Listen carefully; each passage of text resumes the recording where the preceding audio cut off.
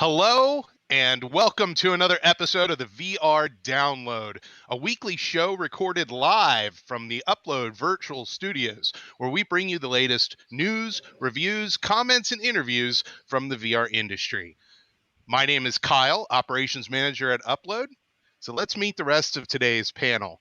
Over here to the left, Ian, go ahead and introduce yourself. Hi, everyone. Ian Hamilton, Managing Editor. All right. And Harry Oh, is very silent today. So this is Harry, another one of our writers here. David, go ahead and introduce yourself. Hello, everyone. I'm David Jagna from Upload VR. Okay. And our guest this week, Marko, go ahead and introduce yourself and tell us a little bit about who you are and what you do.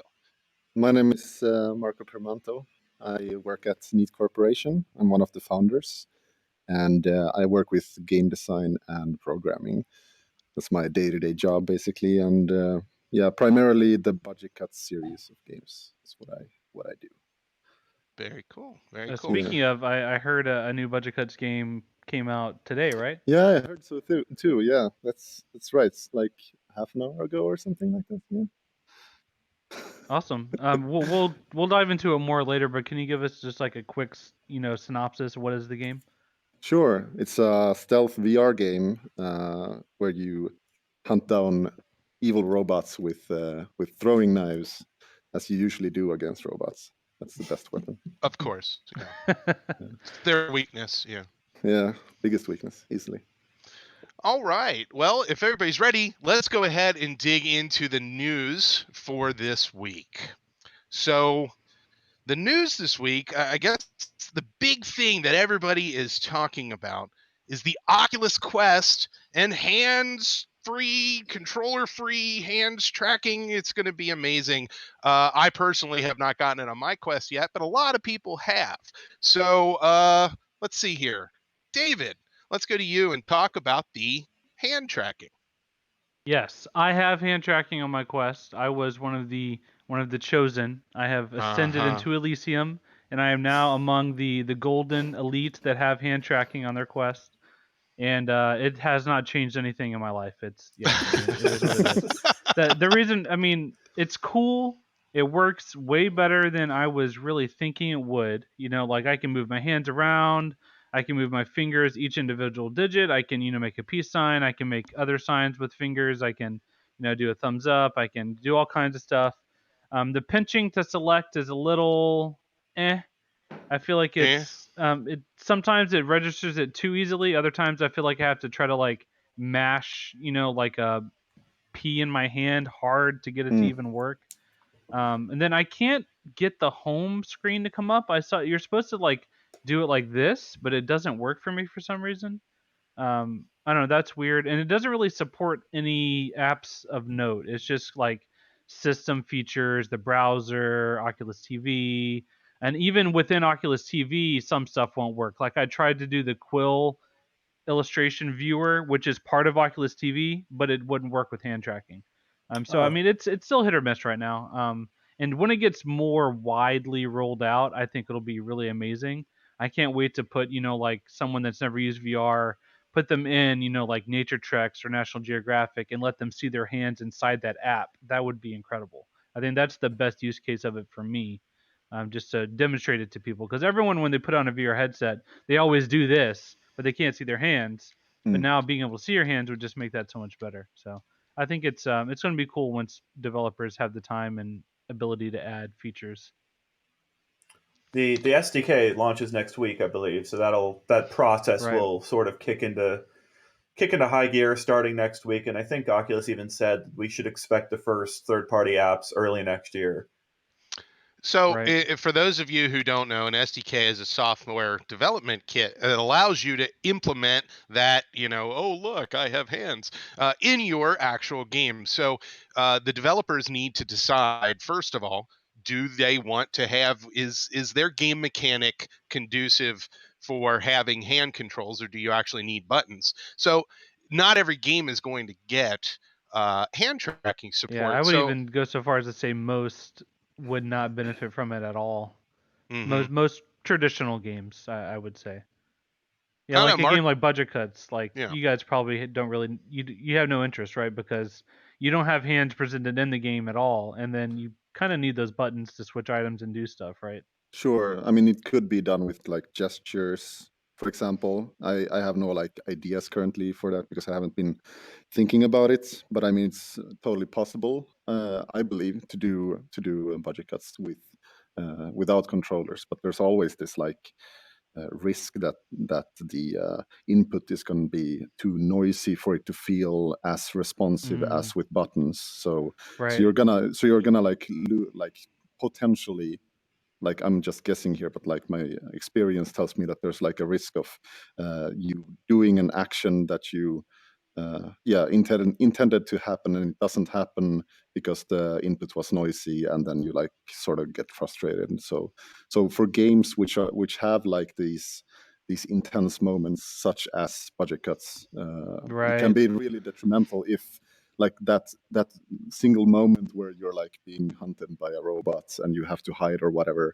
and if that fails because the tracking didn't work, that's gonna be pretty bad. So Yeah, and I'm thinking of, actions like shooting a bow. You have to pull it back, and the field of view for the cameras to see your hands might not be able to see right, the hand, but you could yeah, release a button, but it can't see that your finger's doing this. yeah, So that kind of stuff like yeah, that is tricky to work around right now. yeah, for sure. If it's just a little But bit still slower, interesting. right? That's a big problem, Yeah. right? If it's just that slight bit of timing latency that's added, that can totally kill everything. And But then a game like Waltz of the Wizard, I know they've shown interest, and that's a good candidate for hand tracking, because that whole game is just doing wizard stuff with your hands. And then Curious Tale of the Stolen Pets, fast travel games, that Yeah, one, I think they've yeah, it's already said they perfect. want to do hand tracking. Yeah. So we know that it's the Quest that's getting the hand tracking. Where's the Rift S hand tracking? Do we think we're going to see that? Does who wants oof. to? I know, right? Yeah, I mean, like they'd have to do some. Clearly, the Quest platform is the main platform for our Facebook, and I'm using a Quest right now packed onto the Rift platform. So, I mean, they have to do some kind of backwards way of allowing Quest apps on the Rift platform in order Yeah, to do it. Can we just reflect on how kind of odd and backwards it is right now? Because I remember when it first came out, the Quest was supposed to be this highly curated device that would only have the high-end, fully polished features and experiences, but now it's got a beta hand tracking feature that everyone's super excited about, but shouldn't they have done the beta on Rift S and then rolled out the full feature to Quest? So Right? my thought on this is that because Ian and I both tried the hand tracking demo together at Connect, and we talked to the developers, and they said we wanted to do it on Quest first, meaning to me that it would eventually get to the Rift S as well, but I'm not sure if that's really the case. So the thing about the Kinect demos we tried is they didn't have the pinch gesture, which is their main form of interaction using that system. So you could not actually. The thing that they showed us with hand tracking was dipping your hands in liquids and swiping things in midair and like pressing various things, but you didn't actually use their main interaction paradigm for that. And yeah, there was no articulation at all. so it's like they're coming in real hot here with the technology. Like they're pushing out the absolute It's also latest possible thing strange they to can. release the bare bones version before the SDK. Usually you would do the SDK first for devs and then have them build things and then release that. But I have to respect them for getting this out before Christmas. I mean, I think it really will True. blow a lot Yeah. of people's minds who are trying VR for the first time or the first time in 3 Yeah, like years last as they night I try was to. showing my wife, I just had her look at pictures from my Google Photos account, and being able to have your hands in there to click on back and do stuff like that. That alone was pretty neat. Just photo viewing is a cool use case for it.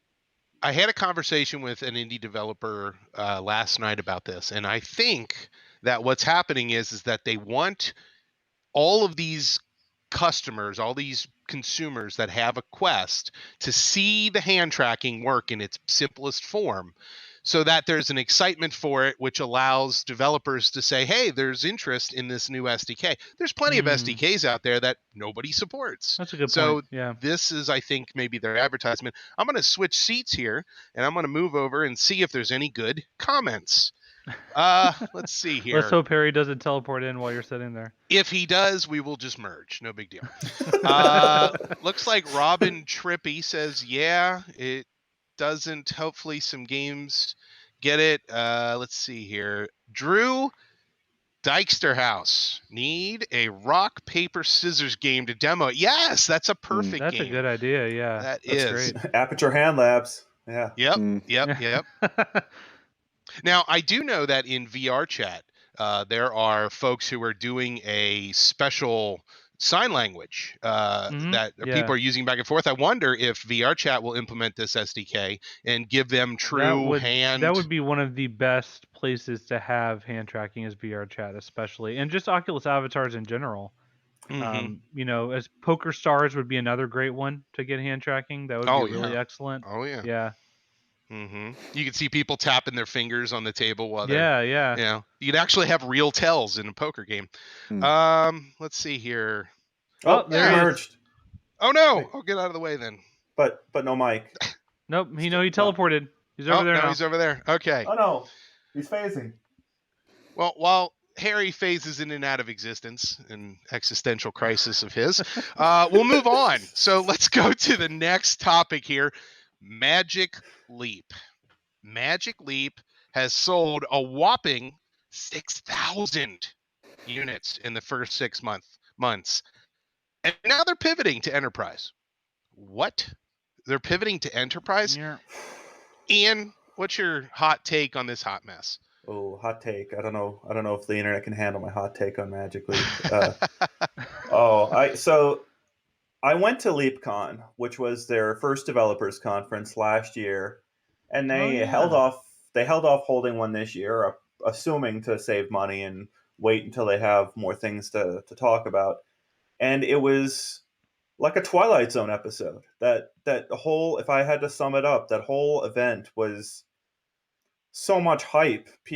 Demos in different rooms with, you had to get permission to enter those rooms from the right people, and they clearly had been working up to the last possible second to put together this massive event. And there's a stage with Neil Stevenson, the person who Gaeta, the person who made the special effects for The Matrix, and then Roni, the CEO, together talking about the technology that they're building. And it was just, that sounds a lot like Rustfest from their latest episode of Silicon Valley. Tres comas. Yeah. It's how much they spent to get here. And yeah, it was so weird because one of them got up on stage and said, they announced a feature. They announced a Magic Verse or one of those things. And they looked at the audience and they said, what is the Magic Verse? And the person's on stage should be explaining to us what the Magic Verse is. And they're asking the audience, you tell us what the Magic Verse is. And it's like... So that 6,000 number, right, I think that is shocking. Because, correct me if I'm wrong, but Tilt 5's Kickstarter had more than 6,000 backers. But Jerry Ellsworth, the CEO of Tilt 5, has admitted and said, obviously Magic Leap has shipped more products than we have because they haven't done it.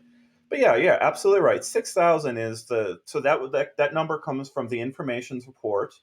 Very solid report talking about the sort of situation going on in Magic Leap. They've had some layoffs. They've slowed hiring, and 6,000. I mean, it wasn't just the 6,000 in that article. They suggested that they thought they were going to ship 100,000, and so 6,000. That's 6,000 sold, or does that include free ones sent to developers?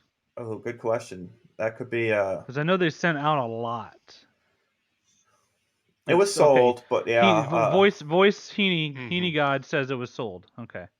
But I mean, those things, the reporting on this, all we have to go on and trust this number is that Magic Leap hasn't said that number was wrong. So I mean, that's our best. Which I imagine they would Roni would very quickly refute things if they were that off base. Yeah. But What's how the many? name of? There were hundred thousands of DKs for Oculus Rift, DK1 and DK2. I think I can't remember the exact numbers. It was big for DK2, and obviously Magic Leap has a long path ahead for building out a platform. But I just don't know that the bottom. If for people that aren't familiar, AR headsets have a way lower field of view for the augmentations than VR headsets. So, like on my VR headset right now, my Quest, I can see to here and here. So if you're on the podcast, you can't see it, but I mean, there's a wide range here. Whereas AR headsets can only get your augmentations to like here. And if you use the AR headset enough and focus, move your head around right in front of you, you can focus and see the augmentations directly in front of you. One of the ways I like to describe it to people is if you wear glasses, then if someone that wears glasses, if you're nearsighted like me, your peripheral vision is very blurry, so it's basically useless. So wearing a VR headset is like not having peripheral vision, basically. It's just a tunnel. But then an AR headset is like having bifocals. It's like a very tiny, tiny stamp of your view. And so it's just very, very, very small compared to a full VR headset. What was the name of their AI thing? Micah. Micah. All Ian, right, so you talked to Micah. You met Micah. I met Micah, yeah. yeah. It's interesting. So I want to see somebody. Micah's son is Milo from Peter Molyneux. Oh, that's funny. I want to see somebody put like Micah like sitting on a park bench holding a sign saying like homeless or will work for bits or something like that. Oh, too soon. Is it too soon? All right. Well, let's see what the commenters have to say here. Let's see here. Magic Leap design. Let's see. Drew Dyksterhouse again. The Magic Leap design looks like it was drawn up by a programmer. It probably was. Magic Leap 1, James O'Loughlin.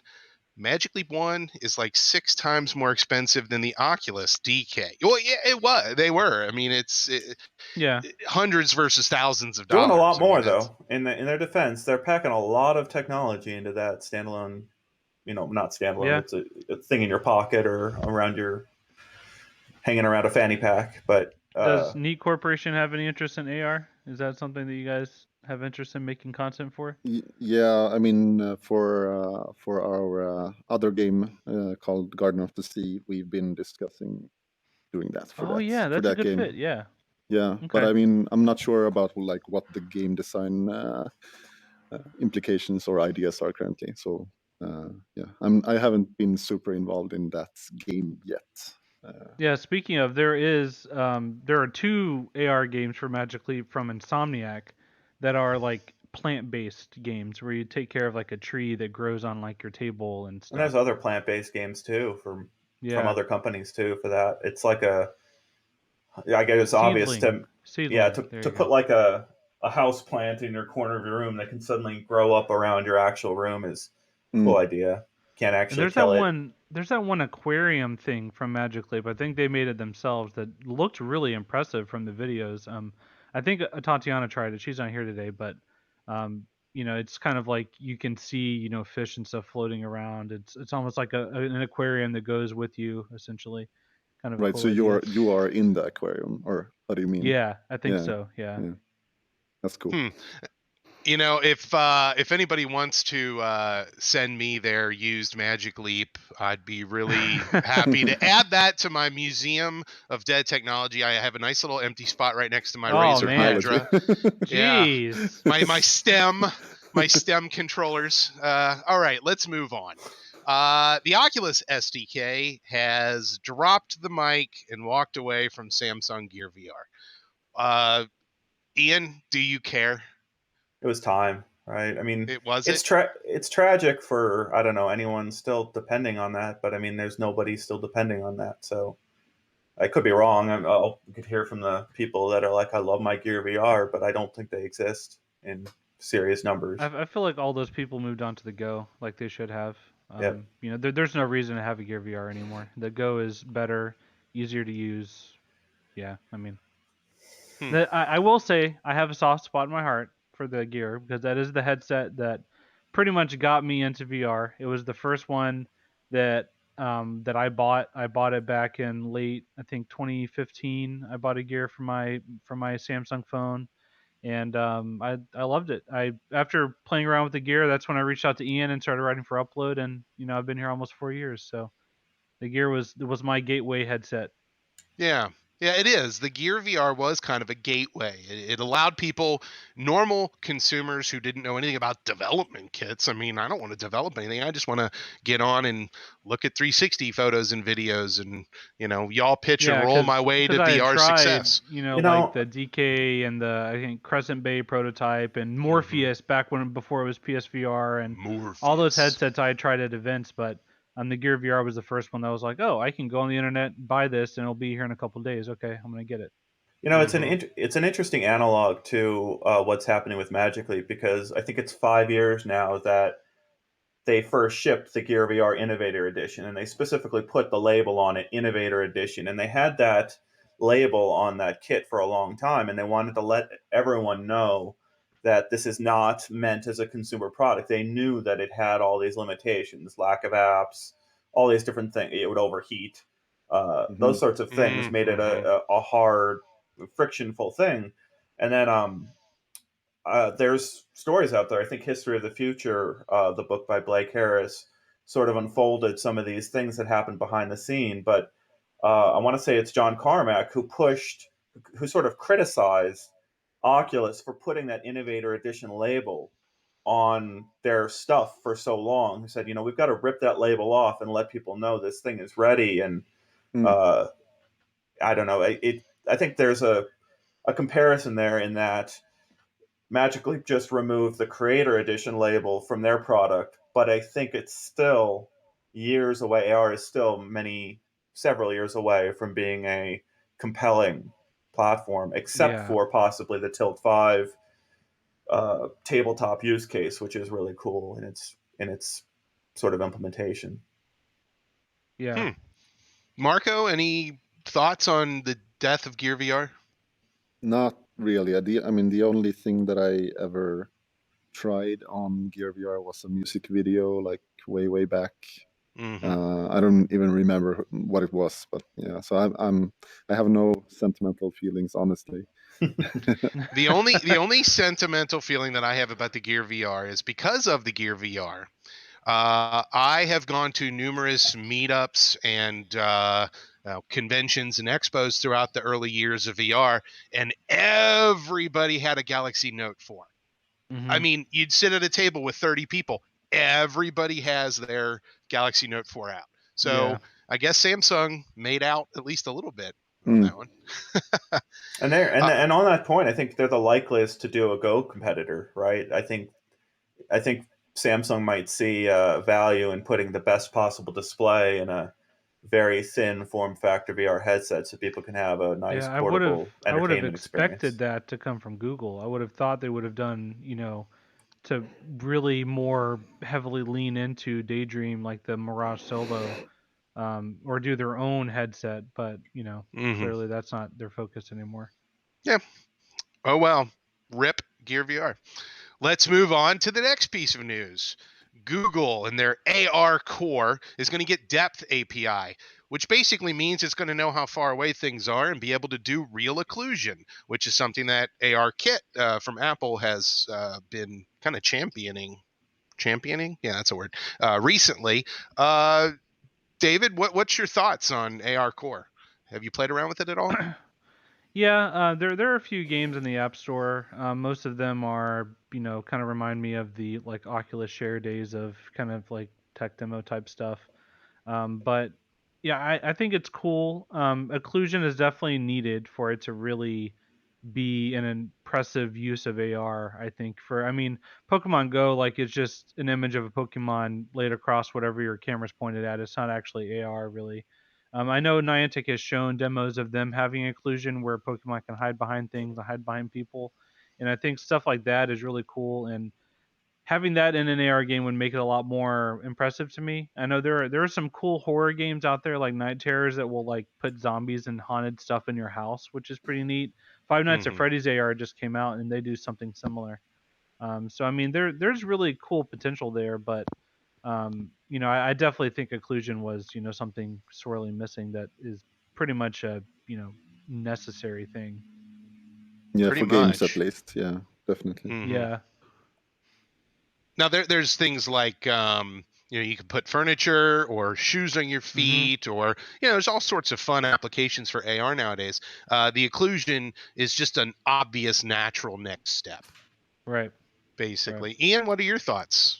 I think people detection is the other thing that AR really needs, and it has to have really solid people detection to combine it with the occlusion, because you're often going to have other people in your camera when you're pointing it out, pointing at things, and you want Pikachu to run around behind the people, or so Yeah. and that's something iPhone and Apple do really well. They control the hardware quality on their platform extremely well, where Android runs on a wide variety of hardware, and sometimes some of these top end AR features don't flow out to all of the Android devices. They just are kept for the top tier devices. Yeah, I think that there's something to be said for the fact that there's so much, segmented part of that industry for Android, but there's so many different hardware setups and everything. So that becomes an issue when you're trying to develop an SDK like this. I guess that's all we've got to say really about that AR Core. Let's move on to the next piece. Oculus Quest voice commands, and Link now works with AMD GPUs. Now, Ian, were you aware that Link wasn't working with AMD GPUs? But I mean, we use NVIDIA usually, but yeah, I did notice that was a big part of their sort of initial rollout. Is we made sure to include, you're out of luck if you have an AMD. It's very, very good that they've added it so quickly, and I think they're going to try to add more, right? So hopefully the entire Oculus Rift platform gets support. Everything that's supported by Oculus Rift now hopefully gets support over Link. Okay. What about voice commands? David, you talked earlier about the hands controlling, being able to see your hands, but what about being able to hear you? Is that a feature that you actually looked forward to or anticipated or even wanted? I didn't think about it too much really. It's something that I was missing, but um, I think it would actually really improve things, at least for me, because as someone that has several Google Homes throughout my house, I use the Google Assistant pretty often. I use voice to text quite often on my phone. Not having to type with laser pointers would be great. If I could just say what I wanted it to input, that would be fantastic. So I think that So would be. you could just go into the browser then and just say, okay, open up uploadvr.com and read all of David's articles. And There you go. That's the up only it command comes. you need, really. Okay. Yeah. Yeah. I don't know, Marko. What's your opinion on voice commands?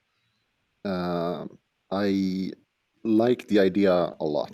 I mean, it's like from a game developer perspective, one of the reasons that at least I've felt like it's been difficult to have like voice controlled things in games that I've worked on, at least has been that it's like not standardized, or like it's difficult to access, or like if like one version of like one SDK works on a certain platform and but doesn't work on others or whatever. So like if platforms get their own like built-in versions of that which are accessible to developers, then I mean, in theory at least, might be easier to you just make sure that it like works on each platform's version of voice recognition. So I mean, I think it's kind of exciting, actually. Yeah, that's a good point. I didn't think about that. There are some really cool games out there that use that to varying degrees of success. I know Aspire 1, you can say freeze to a guard and they'll put their hands up, and I think Shadow Legend has it where you read the dialogue choices instead of pointing and clicking on them, which is a cool feature. Stuff like that. Anytime voice can be integrated into a VR experience, I feel like it makes it just even more immersive. So Yeah. That would be a great feature to have. Yeah, I like access the to. totally. I like the idea so much. So yeah. My only concern about voice commands is when I was doing development with the HoloLens, I recognized that it's very easy to troll people. We used to holo troll each other. You just walk up behind somebody and you yell, "Hey Cortana, open blah blah blah blah blah," and then it opens up a bunch of stuff. Something just dinged. Did I actually just That was my invoke watch. Cortana? Sorry. Oh, was it? I was like, wow. Yes, no. I remember people used to do that with what was it, Connect on Xbox, where people would name their gamer tag certain things, so people would say it out loud, and it would trigger their Connect to do things. I didn't think about that. I'm sorry about that. My watch is sitting right next to a microphone, so that was like a. Yeah. No, it was just the timing was. That was perfect timing. I thought it was my computer or something. Yeah. I know. I'm like, oh, what did I just tell Cortana to do? Oh no. Oh no. So yeah, voice commands, that could be fun. I don't know why that's a good question though. So I mean, Amazon named theirs Alexa, Microsoft named it Cortana because Halo, and then Google is very unoriginal and named it Google. So what do you think Facebook would call it for Oculus? Alex? Yeah. Really? They're going to just go at Valve's throat like that? Yeah. They call their TV device Portal. Oh, well, that's true. Okay. That's a good point. All right. See what you did there. So I was thinking Carmack. We could call it Carmack. We could call it Palmer. We could call it Zuckerberg. How about Mac Daddy? Mac Daddy. How about Main Guy? Okay, Main Guy. Yeah, Main Guy. I like that. Yeah, I'm gonna submit a ticket. Marko. Is that what they call it? Submit a ticket and call it Main Guy. Marko's good too. Yeah, or Polo. That would work. Yeah. Or a Polo, yeah. But that's how you know it heard you. It'll say Polo instead of chiming. It'll just say Polo. Right. Yeah, I okay. like that. We're on to I something. like This is good. This is good. I like it. All right.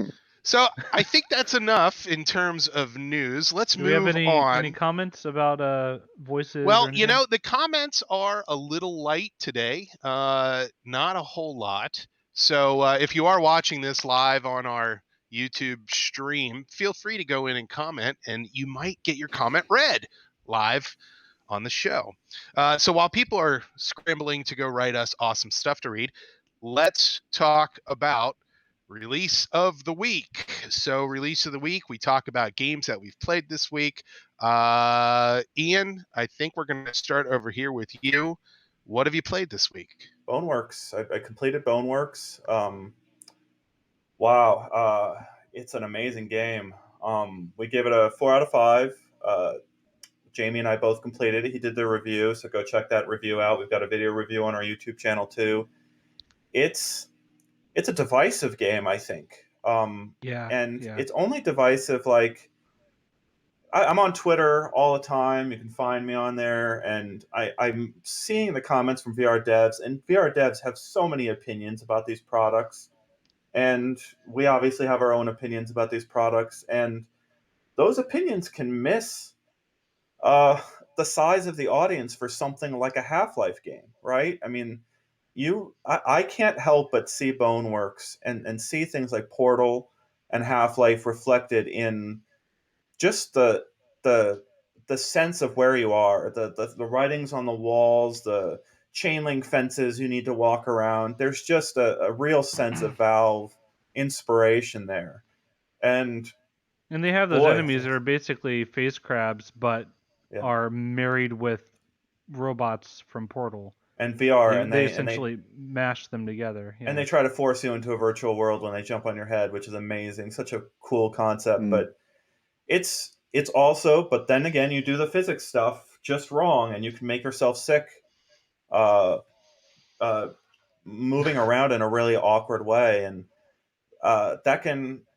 There's plenty of people out there that don't care that happens. There's plenty of people there that will deal with that in order to just have something that gives you the sense of being there in a virtual world that you love, like Half-Life that you grew up on or lived on a flat screen earlier.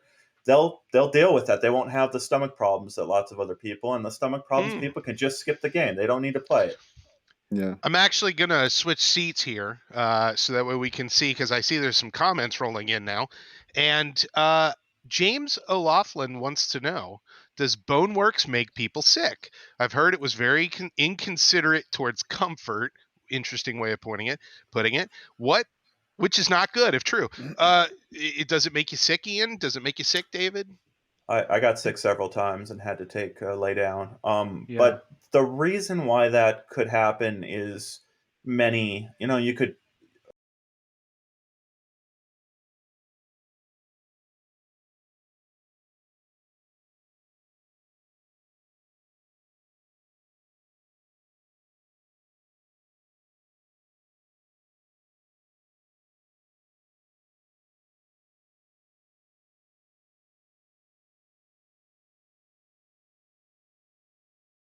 Get going. Okay. Oh, Ian okay. There he goes. just noped out of the rest of the show. That's cool. So hot question here from Todd Haskell: VR versus reality, which is better? So David, which is better, VR or real reality?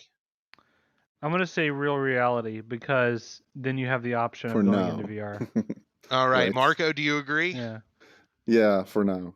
So Eventually. real reality yeah. for now. Okay. On the Boneworks topic too, I just want to echo a few of Ian's comments there. We reached out to Stress Level Zero to ask them about comfort options, if they plan to include more. Like, I know it's a smooth locomotion only game. That's a huge part of it. You need the physics. You need Yeah. the kinetic physicality of movement. Teleporting would not fit really. It wouldn't allow you to do a lot of the things you're supposed to do in that game that are part of the design. Yeah. But even just something like field of view dimming, or the Mm. ability to adjust, your acceleration, or change things to make it a little bit more comfortable for some people would be great, because it's hard for me to notice those things, because I've never been VR sick before.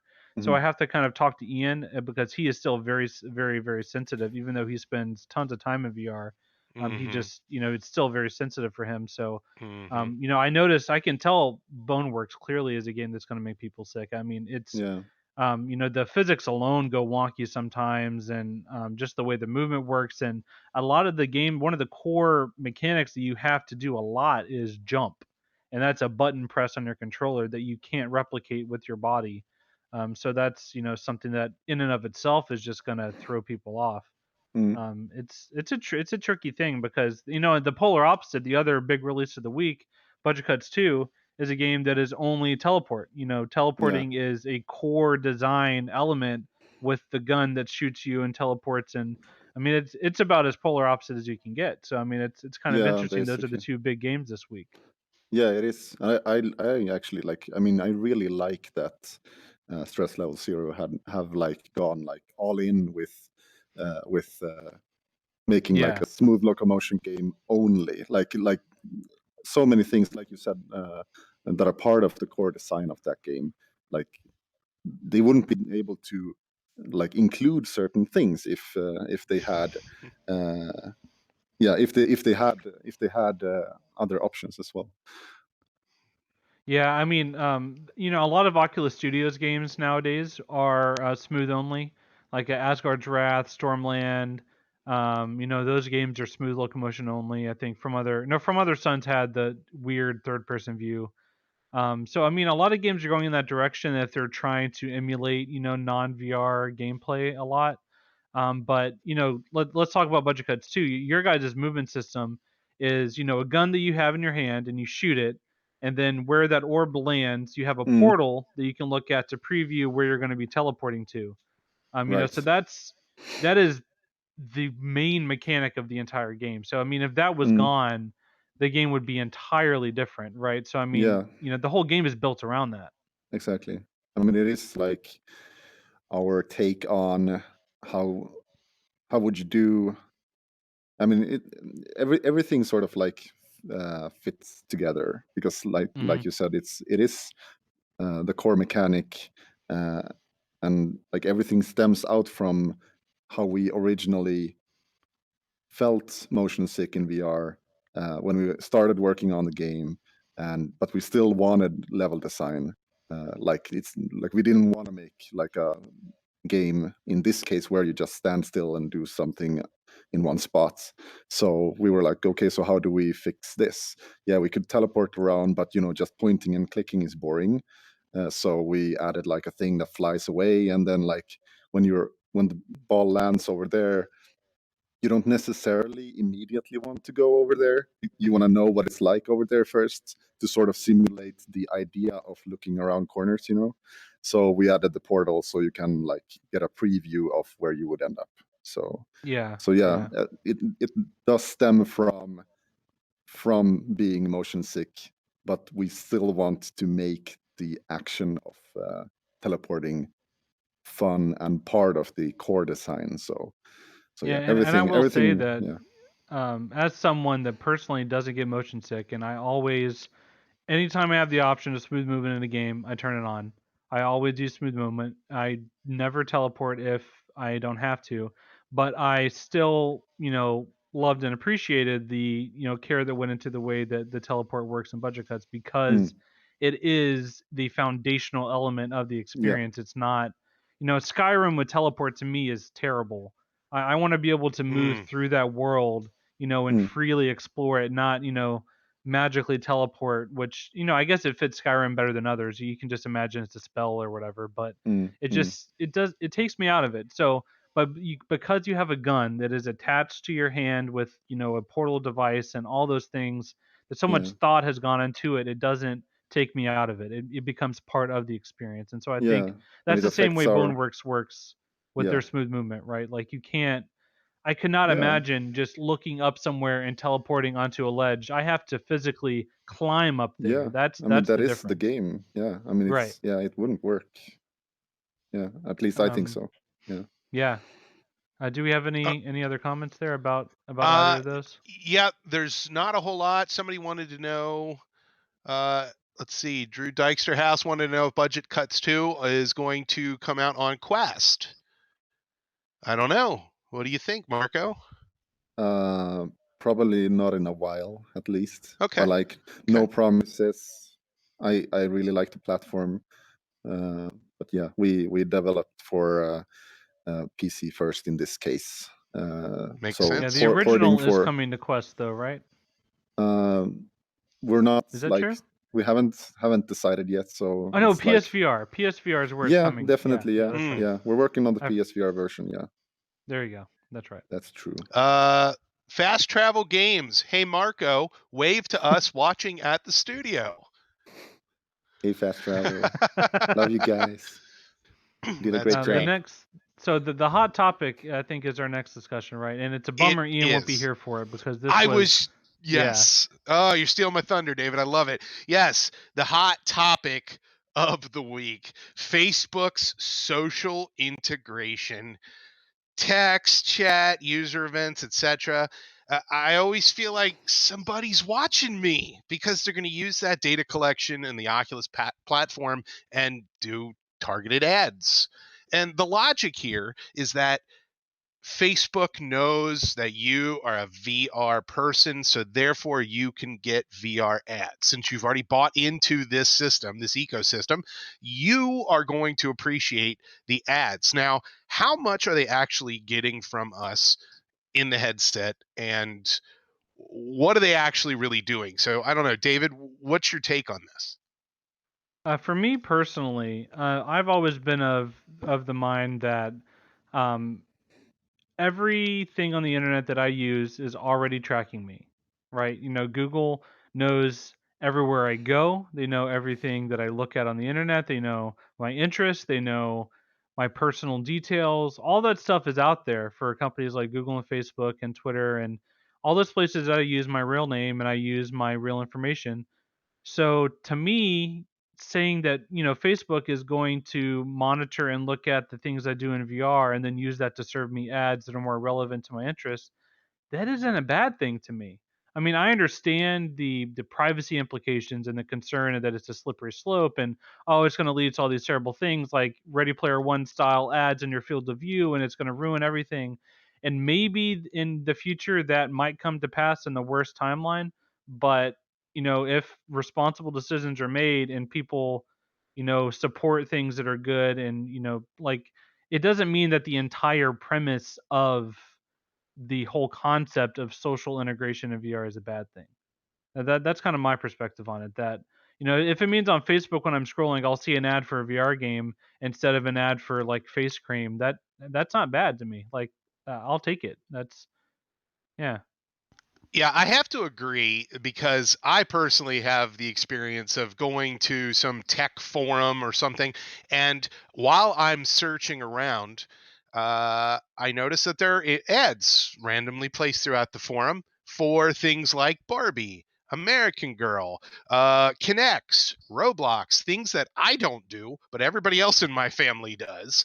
So to have those ads be targeted at me, this guy, I would love that, to have VR stuff. Like, I'd like to see an ad for Budget Cuts 2 show up instead of another ad for a $300 accessory kit for a doll that is too expensive. I don't know. I don't know, Marko. What do you think about Facebook and ads? Do you want them to be targeted? Do you care? I don't care a lot. No, I don't have any particular comments really, honestly. Good. Yeah, a lot of That's people good. I feel like a lot of people on Twitter were pretty upset. I tweeted about it yesterday that it was, arguably one of the things that people feared whenever Facebook bought Oculus, and I think that's true. That this Yeah, was one of the major concerns that people had. yeah, I remember that. But Yeah, yeah, but it's just like, how much of it is hating Facebook because they're Facebook, and how much of it is hating the actual thing that's happening? Well, let's move over to this seat here. I just love moving back and forth like this. This is brilliant.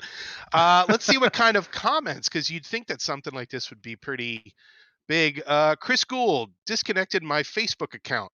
Haven't been on Facebook for years. You cannot get rid of all sinister, but you can do what you can. Okay, well, yeah. If you don't like It's it, to leave. that point, a Facebook account is not required at the moment for anything Oculus, right? So you don't have to connect Facebook. You can have your Oculus account separate. And if you do that, then obviously these ads won't affect you because it is through Facebook that they're doing this. That being when said, when Horizon comes out, that will require Facebook, right? Yeah. Yeah, it is a Facebook app. So you will log into a Facebook account. I think ideally the idea is they want people to log into their actual account so you know who people are. That's the whole point of it, like it's, accountability and all that. But currently there's nothing on the Oculus program. No, wait, I take that back. Venues. You Venues. have to Yep. log into Facebook to use venues. That's right. Mm-hmm. one of the So, yeah, nice go ahead. things that Oculus did, like in regards to this, to the Facebook data collection, they actually, like when I logged into the Oculus Home today, there was a question like, do you want to disconnect your Facebook account? I guess that was like because of this, that they added this question, Oh, like they when they logging asked you in. if you wanted to disconnect? Yeah, that was interesting and unexpected that they Oh. would actually like. I mean, I thought that was kind of nice that they actually ask you when they changed the. Yeah, so I don't know. I thought that was kind of cool. Yeah. So we have some comments here from our download, and let me take a look at here. Impure Kind says it was inevitable that this was the entire point of Facebook getting into the space. I just hope I don't have to suffer ads on the VR headset I bought and paid for at any point. Have Yeah. ads on whatever free crap and use my Oculus data if you must, but don't bleep force any such thing into my VR headset with any stuff I've actually paid for. That's all I I'm ask. gonna play devil's advocate here, and I'm gonna say, like, in Oculus Home, if I were to see an ad maybe for a game that I didn't have, maybe it was on sale or is a new game, more than just a feature tab in the store, like literally in my home, like maybe there was a sign that came up, I don't think that's necessarily a bad thing. I think if it's integrated into VR, it could potentially make things more immersive. You're seeing ads for things in VR. I mean, I know that's kind of what people fear and all that stuff, but I kind of think it would be cool, like, if every time I played a game, every time I played Project Cars, that billboard I drove by was a different ad. That'd be kind of cool. Like that to me, that would be kind of neat. You know, that's not a popular opinion, but that's what I think. Oh, I absolutely agree with that. It looks like Mike VR is taking a little bit of a sarcastic approach to it. So I'm going to see ads for new Quest games on Facebook. Oh no, the horror! Sell your quests. That's pretty good. Johan Jensen. So what? Who needs this useless social stuff? VR is for escaping real life for a little while and get away from others, isn't it? Sometimes. Yeah, that's a common perception. And one thing I will say though is that I know a lot of people are upset about this. A lot of people, especially on Twitter, I've seen a lot of negative reactions to it. If I were HTC or Valve, I would try to capitalize on this in some way.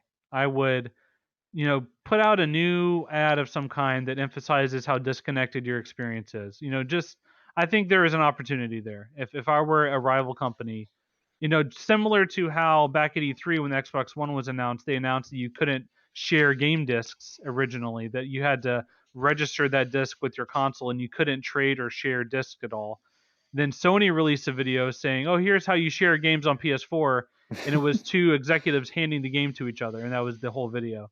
That was hilarious. So I think there's an opportunity here from HTC or Valve to do something, not too pointed, maybe a little tongue in cheek, but I think they could foster a little goodwill, which I think especially HTC could use. I don't think the Cosmos had the reception they were thinking it would. So I think there's some opportunity there. Well, I'm just gonna kind of bundle this all up in a nice little Christmas present for our audience and just say that between David and me, and we'll just go ahead and throw Ian in there. I know he'll appreciate that. We're great with all of the ads. We're fine with it. We're okay with it. So just Ian let is it going to be happen. so mad he wasn't here for this conversation because he is very much. I'm pretty sure he's very much on the other side of this. So it's a bummer he wasn't here for it, but I'm sure we'll hear about it on Twitter. He'll tweet his thoughts. See, I've been looking for the perfect Christmas present for Ian. You know how they have blue blockers or a brand of glasses? I've been looking for ad blockers for him, but I can't find them anywhere. There's something. Somebody make a spoof video out of that. Okay. Well, are there any other thoughts on ads, or should we just roll right into the interview here? No, that's pretty much everything for me. Yeah. Okay. All right. And just one more quick look here at the Greg's VR says HTC are in no position to talk smack. LOL. I can't read that name. What does that say? Blam? Okay, I'm not reading that name. Facebook has found that they can fill up to 85% of your field of view with ads before inducing seizures. All right, so that's Facebook turns Ready into Player IOI. One reference. Yeah, absolutely. Jordan Sorrento, is that his name? Sorrento? Yeah. Nolan Sorrento, yeah. Nolan Sorrento, there you go. Freya Homer. It's important to recognize the issues of mass non-consensual data collection combined with the profit motive of our economy, though. And I do recognize it, and I recognize that in a free economy like this, you got to pay for stuff. I mean, the headsets themselves could cost way more if Facebook wasn't selling them for a loss, or HTC or Valve or whoever. What's that really common, not common, but that popular quote? I can't remember who it's from. That if the platform is free, you are the product, or something like that. Facebook is free, so you are the one that's being sold to advertisers. Is that Kierkegaard or Nietzsche? I don't know. I don't remember that quote. I have no idea. Freya, by the way, is one of the founders at Neat Corp as well. Oh, okay. Oh, okay, cool. Yeah. Good. All right. Well, I think that's good for the comments here and for this section of the show. So everybody who's watching right now, stay tuned. We'll switch up the set a little bit and we'll get into the interview between Marko and David here and talk about what's going on at the Neat Corporation offices. So, all right, stay tuned. Yeah. Before we do that, little housekeeping items first. There you go. Remember, today is Thursday. That means tomorrow is Friday, which means a new VR recap episode will be here on our YouTube. That's where we round up all the news. So if you missed part of the podcast, if you wanted just a more quick and dirty, digestible 3 to 4 minute long recap of news, you can watch that video here on our YouTube. We also go through comments. We go through the releases of the week again in the VR recap. But then the big thing is we also do a giveaway every week. So this week we're going to be giving away a physical copy of Gollum on PSVR, as well as the physical vinyl of the soundtrack. We have some of those to give away. I think we have another giveaway that we're going to combine with that as well. I think that's right. Radial G Proteus on Oculus Quest comes out next week. We have some keys for that we're giving away. So that's all going to be on VR Recap tomorrow.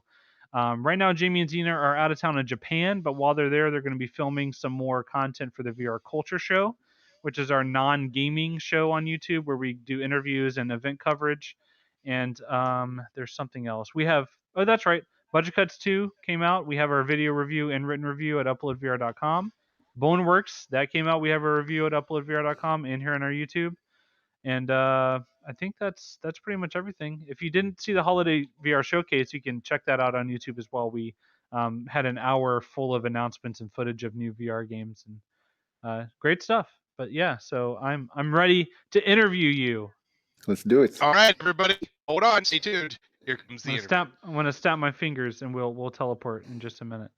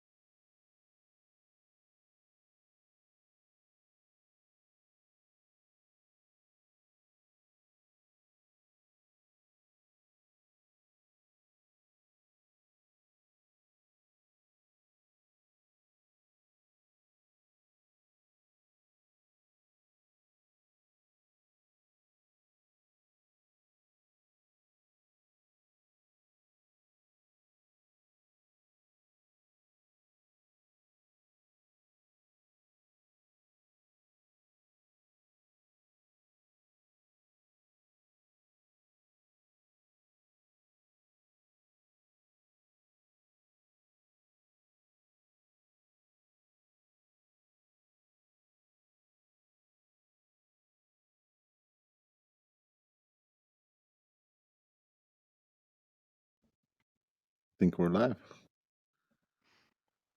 There's a red light. There is a red light. Are we good, Heaney? Can you hear me? Oh, cool. Okay. Well, hello again, Marko. I'm David Hello. Jagno from Upload, as you learned earlier. And can you say your full name and title and everything again? Yeah, my name is Marko Permanto. I'm a game designer and programmer at Neat Corporation. Awesome. And you guys just released Budget Cuts 2, which just came That's out right. today. And Yeah. did you work on the original game as well? Yeah, I did. I was there from the start. Awesome. For sure. Awesome. Yeah. So we're going to take some time to chat about a little bit about your career, about Neat Corporation, about Budget Cuts, and specifically the sequel, obviously, that came out today. And if anyone has any questions, you can feel free to let me know. I do have access to chat here, so I can relay any of your questions to Marko. And thank you, everyone, for joining. So I guess we can start by just telling me a little bit about your experience in development and VR.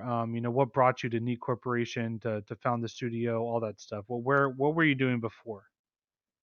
Right before Neat Corp, I worked at Tokaboka making children's mobile apps, which was really nice as well. But yeah, I guess sometime I think it was like summer 2015. Freya and Jenny, or the other founders, got a hold of Vive dev kits, and I begged to be part of trying out the first experiments, basically, and they agreed. And the rest is history, sort of. That's awesome. That's awesome. Sorry, go ahead. I was going to say, do you remember any particular standouts of those demos that you tried that really stood out to you? Primarily, I guess Tilt Brush was like the first thing that like really impressed me back then. I think But that that's was probably like a common before. answer. Yeah, that was like before the actual release of the HTC Vive. So there wasn't a lot of things. I think there were like 5 things. But I mean, I really liked all of the things that were there. Obviously, they were all really really cool things. Like Awesome. Job Simulator and Space Pirate Trainer and so on. They were obviously all really good games. Yeah, Job Simulator was a really big one for me for showing VR to people because the way that game is designed, it's so intuitive, and you don't have to press any buttons other than just picking something up. Right. And Yeah. I put my wife in there. She's not a gamer at all, and she played for over an hour straight. Yeah. And that moment was when I was like, okay, this is. I think VR is, it's here. It's going to take time. It's slow, but it's finally here. Yeah. Yeah, I mean the experience was basically, the user experience was so good from the get-go with the Vive. So yeah. Awesome. And then Budget Cuts, that was a game when the Vive came out. There was a demo already, right? That was one of the original experiences people were really excited about. It was featured in all the marketing ads for the Vive. And can you take me back a little bit and tell me about just where that idea for Budget Cuts came from, and such a unique movement mechanic that the game's built around, and really a universe that comes alive more so than a lot of VR games. It feels like a real world. And just tell me Right. where all that came from, those ideas. I mean, originally the game was just us experimenting with things that are fun in VR.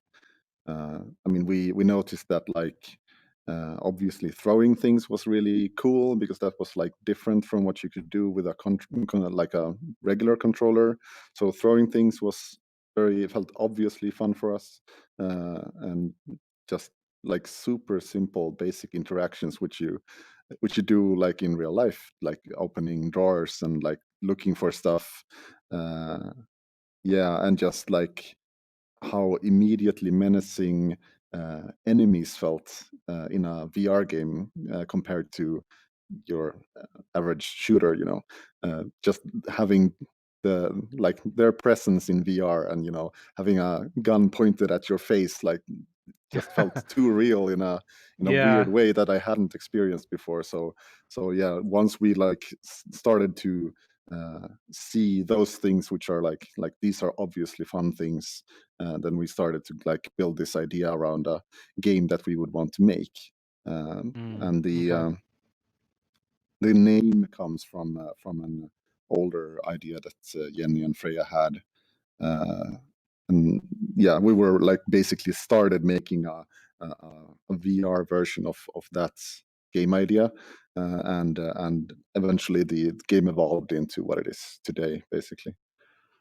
And yeah, Okay. the locomotion mechanic with the teleporter gun that we have, or the translocator as we call it, that came from, and I think we mentioned it earlier, that came basically from us like really like us having experience in level design previously. Like we really enjoy doing level design, so it felt kind of like a bit sad that like making a game where you just stand still doing stuff here. Obviously there are really cool games that work like that, and I really enjoy them, but in our case we wanted to make something that had like a space you could move around in, basically. So in order to make that as fun as possible, we started to work on those the different aspects of how the translocator works with the arc of the ball and the time it takes to land, and the fact that you have a portal to preview where you're going to end up, and so on. Okay, cool. And here's a very specific question we have from a viewer. Jarillo says they want to buy Budget Cuts 2, but they're curious to know how annoying Adam is. That was something I didn't mention in my review just because I don't, typically try to go into spoilers too much whenever I Right. review stuff. But if you're watching this, isn't too much of a spoiler. It's a late game, enemy type situation. Yeah. I guess that they found him annoying in the first one. Is that has he changed dramatically in this one? Can you kind of explain and talk about that some?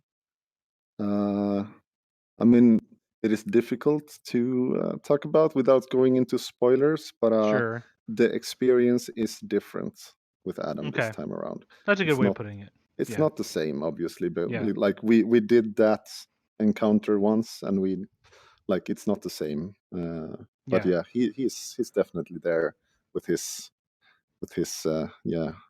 menacing presence. I For think that's a sure. good way of putting it. I think just the way there was another question earlier about what's the biggest difference between the first and second game. I think you feel free to chime in, as well. But for me, I think some of the biggest differences were obviously the bow and arrow. That dramatically changes things because you now have a longer range weapon that doesn't require you to throw and aim things as much. It's more about aiming precision and releasing an arrow, and you have. I feel like it adds a little bit more flexibility, and there's also more danger in that because you can't teleport while shooting as well because it's a two-handed weapon. Right. And the level designs are much larger and more open as well. Outdoor environments and a lot of layers, and going between buildings, and so Exactly. the game itself feels I think what I said in my reviews, it felt like a more fully realized vision of the world is kind of how I interpreted it. And I think those are the biggest differences, and that kind of feeds into the encounter with Adam as well, because the game is it feels like it's a more it's a grander version of the game, and so it just kind of feeds into that as well. So I think feel free to also elaborate on that if you want about the main differences. Well, yeah, I mean, you touched on the main points for sure. Just like with the original game, where the translocator drives our entire game design, the bow and arrow obviously had a huge role in the level design this time around. Basically, the levels are a bit more open, and giving you possibilities to use the bow and arrow in an effective way. So yeah, it drives the level design quite a lot. But there are still definitely situations which feel similar to the original, and it's still just as possible to either stealth your way around the entire game or go full Rambo if you like. So is it possible to beat the game without ever killing a robot? It is, yeah. I can't even imagine that. That's incredible. Yeah, I left we had. Sorry, yeah. I just want to say I left a trail of oil and dead bodies in my wake. That Right. yeah. No, it is possible. We had one of the beta testers specifically wanted to do this, and there was a I mean, and apparently they succeeded. So Wow. so yeah, I haven't That's done it, so impressive. I don't know. I don't Okay. know for sure, but I mean, it's like it is at least our intention that it's supposed to be possible. Yeah. Gotcha. And here's a funny comment from Mine Jive. They remember bumping their headset on the floor in the original demo, trying to look through the floor hole. And Yeah. that was something I did again while playing this. It's actually in my video Nice. review. If you pay attention, you'll see the moment where I tried to poke my head through a ceiling panel and look under, and Yeah. the camera kind of jitters for a second because I hit my Yeah. headset. Yeah, we looked at the review and everyone like at the office said bonk when Yeah. you did that. Yeah. Yeah, and then there was the encounter with the first time you meet the shielded enemy where I was in the floor Mm. vent behind him, kind of I was literally laying on the ground and he started to notice me, so I rolled out of the Mm. way and then I rolled back to shoot the arrow. It's Nice. Budget Cuts, it's a game that really incentivizes that kind of movement, that even though Sure. it's a teleport game, I was on the ground crawling, I was doing things that I haven't done in a VR game in a while. And Mm. I feel like is that something that you guys really want to encourage players to do while they're playing Definitely. Budget Cuts? Yeah. Definitely. I mean, that's also part of the core game design back from the original game as well. I mean, we want to embrace the full body experience when you play in a either a standing or a room scale setup. That being said, Budget Cuts 2 is like uh, we had in mind people playing seated and standing, like in a more like making that more like part of the core design to allow that type of play as well, compared to Budget Cuts 1, which was very like originally at least designed to be a room scale only experience, and eventually we started adding like support for forward facing and so on. So it's to some degree, I mean, if I'm being honest, the game suffered slightly for players playing forward-facing setups, and especially seated was almost impossible in Yeah. the original, but it's different this time around. So it's definitely a viable way to play in Budget Cuts too. But yeah, I mean, Cool. it is definitely one of those games where we expect you to physically duck behind waist high things to hide. Yeah, Yeah. and it's almost like I had to kind of almost rewire my brain a little bit in terms of playing VR, because I feel like whenever VR headsets were first coming out, there was a lot of games that experimented with that kind of stuff. Mm. Budget Cuts was there. There was a game called I can't remember the name. I can't remember the name. It started with a U, I think, where the whole game was about like crawling through vents, and Unseen Diplomacy. Thank you, Heaney. Yes, and that was a big demo when the Vive first came out, and the gallery and all that kind of stuff that was very physical and movement and super hot as well. And I feel Yeah. like in the past couple years, it's we've kind of gone back towards a lot of games that are very stick movement based, and maybe use your hands a lot, but you can just play standing. And I think it's refreshing to go to a game that is very Sure.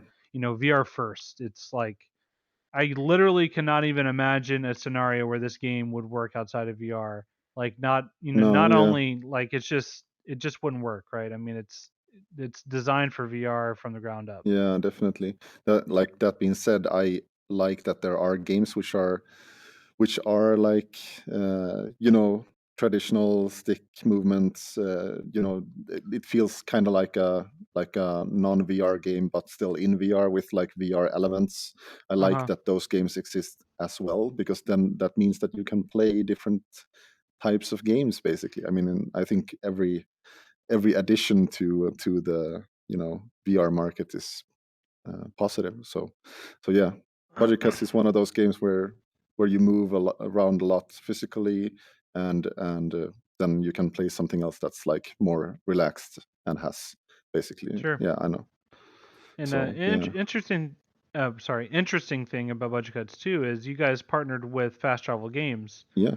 for the development. And can you talk about what that was like? And just from an indie studio perspective, what is it like partnering with another indie studio to make a sequel to your own original IP. That's kind of a very unique scenario. Mm. Yeah, I guess so. I don't know how it usually works like in other companies, so I have nothing to compare with, honestly. But Sure. the collaboration has been really great. They did an amazing job, and yeah, I mean, it would have been impossible to have the amount of content that the game has without them, basically. So yeah, it was a really fruitful collaboration for sure. I don't know how What it, much detail you can give, but I mean, how, like, I guess workflow wise, how was that yeah, I arrangement? Were mean, there like some things that Neat did, some that Fast Travel did? Was it collaborative, just from top to bottom, or how does yeah, it work we exactly? tried to, I mean, keep it as top to bottom as possible, Okay. so that everyone could like chime in on game design things and level design things, and like just point out that I would like to work on this thing. Would that work, and so on. So we tried to keep it to that level as much as possible, but like.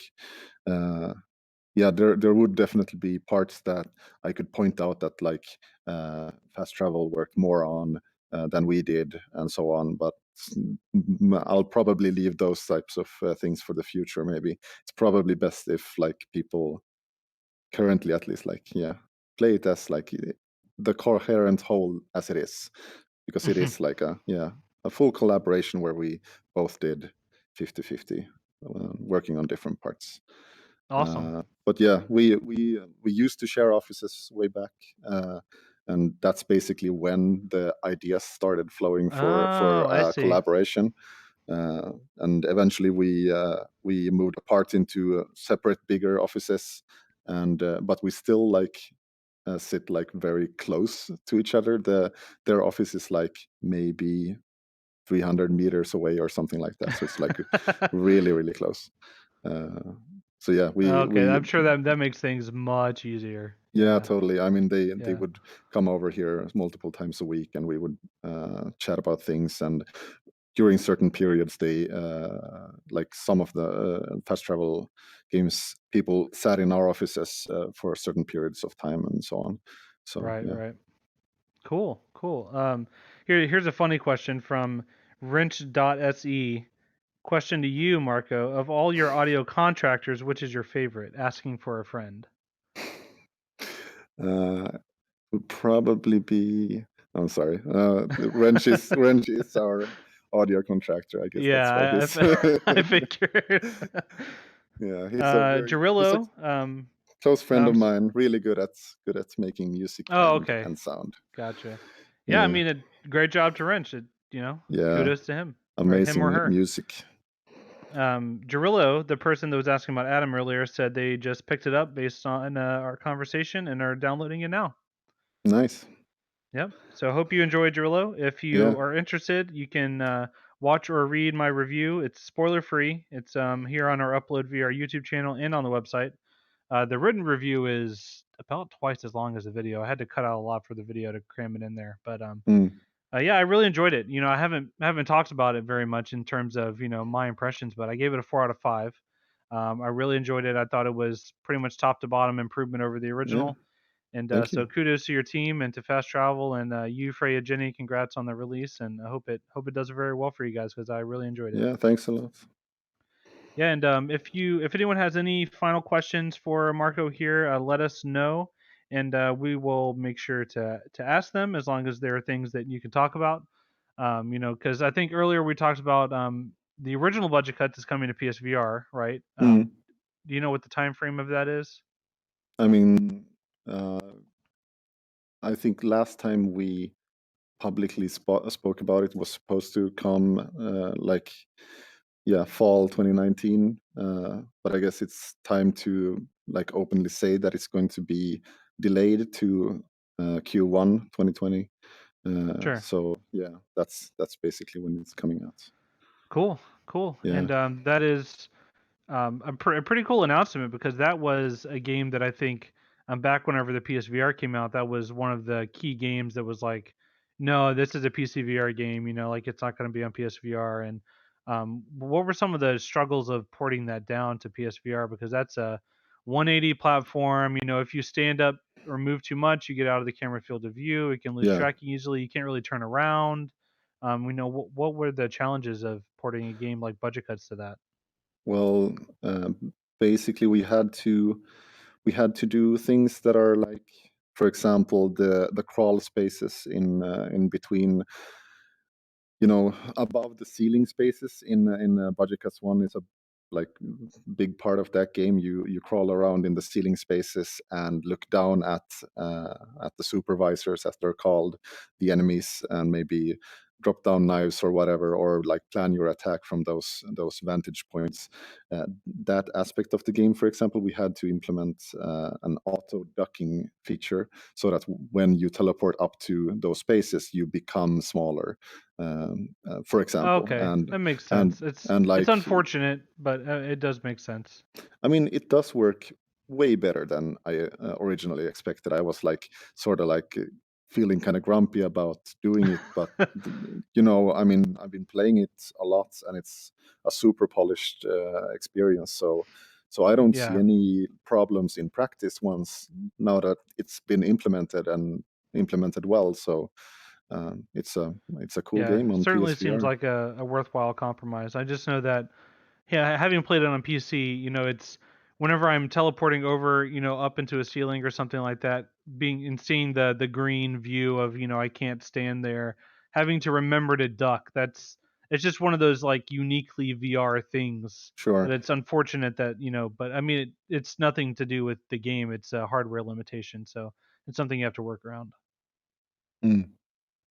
Yeah, that was Um, one of the things. But yeah, uh, otherwise, just making sure that everything works as smooth as you would want it to. Just being able to, because you have to kind of expect that the player is going to play seated. That's going to be like the most common way of playing on PSVR. At least that's the impression that I've got. So we've mainly made sure that uh, style of play works as yeah. well as standing. Standing will still obviously work equally well on PSVR if you have your hardware set up correctly. So that will work. But yeah, Yeah. just making sure that feels natural. You can grab things at a distance and so on. Yeah, just making sure that it's smooth. There's a quick question from Kay Asante about bugs in the original game. I know when the game first came out, there were quite a few bugs that people had Mm, issues getting past. I know Jamie at Upload had some bugs that he had issues with. From my understanding, most of those are fixed now, right? They're asking because they never went back to finish the game, but okay. most of those issues are resolved now, I'm assuming.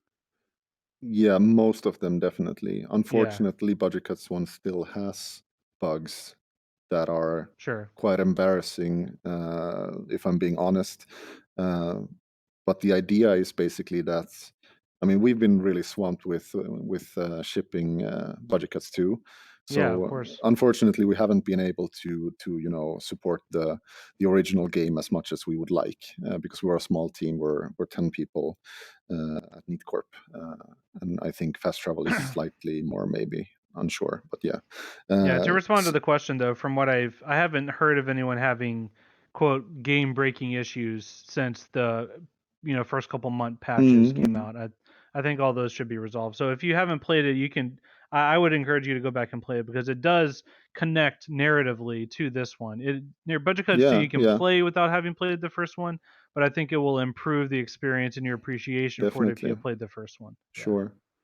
Our And plan is to port over fixes from Budget Cuts 2 to Budget Cuts 1 as oh soon as great. we have time, basically, to make sure that it's equally polished.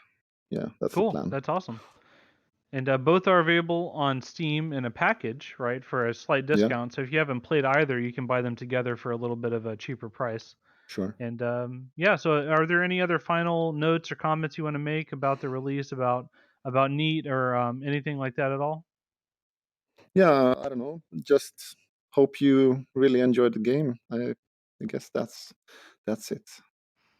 Yeah, Yeah, I guess that's at the end of the day, that's what you want as a developer, right? You want as many yeah, people to definitely. play and enjoy your Yeah, game as really, possible. really hope people like it. Yeah. we worked really hard. Yeah, I think that shows through. I was a fan. So if you haven't seen my review, you can see that at uploadvr.com and here on our YouTube. And thank you, Marko, for chatting with me. I don't think we've ever met in person, so let's do a little Yeah, we can handshake do here. I know I've right. met Jenny several times, and so I'm Right. very happy for you guys. I enjoyed the game, Yeah, and thanks check for it out having if me. you haven't. And thank you for joining. I hope you enjoyed your time Thank here on the you. VR download in our For sure. virtual VR studio. Yeah, it's really nice, cozy. Thanks. Yeah, so thanks, and hit subscribe if you're not here on our YouTube channel. If you're listening on a podcast platform, you should also subscribe to the podcast and don't miss an episode. We usually post audio versions every Thursday evening or on Fridays, and every major podcast platform out there. And make sure you check out uploadvr.com for all the latest VR news, reviews, live streams, all that good stuff. And tonight, if you're listening live, is the Game Awards, which we do know will have some new information on Half-Life Alyx. And I have a feeling there will be some other VR announcements as well that you should tune in for. And so we will talk about the Game Awards probably next week. You can watch it, in Oculus venues. You can watch it in big screen. So if you want to hang on VR, you can do that. And thank you everyone for tuning in. And I hope you have a wonderful, wonderful rest of your day and a great weekend.